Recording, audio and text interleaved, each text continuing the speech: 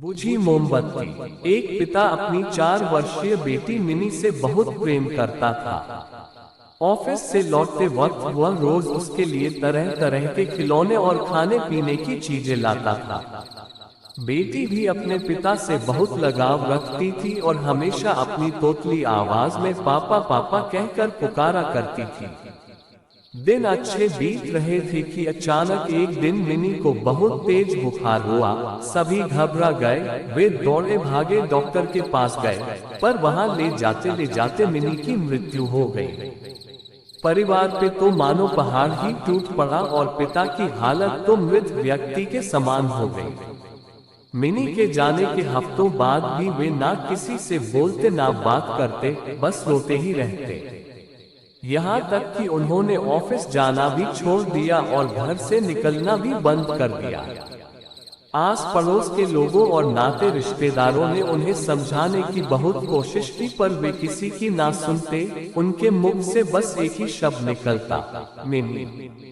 एक दिन ऐसे ही मिनी के बारे में सोचते सोचते उनकी आंख लग गई और उन्हें एक स्वप्न आया। उन्होंने देखा कि स्वर्ग में सैकड़ों बच्चियां परी बनकर घूम रही हैं। सभी सफेद पोशाकें पहने हुए हैं और हाथ में मोमबत्ती लेकर चल रही हैं।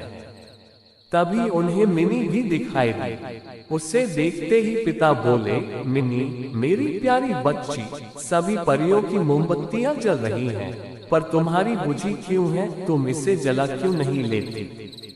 मिनी बोली, पापा मैं तो बार बार मोमबत्ती जलाती हूँ, पर आप इतना रोते हो कि आपके आंसुओं से मेरी मोमबत्ती बुझ जाती है।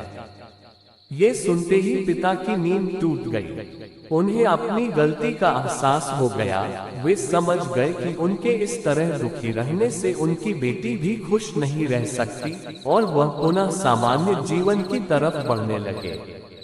मित्रों, किसी करीबी के जाने का गम शब्दों से बयान नहीं किया जा सकता, पर कहीं ना कहीं हमें अपने आप को मजबूत करना होता है और अपनी जिम्मेदारियों को निभाना होता है। और शायद ऐसा करना ही मरने वाले की आत्मा को शांति देता है।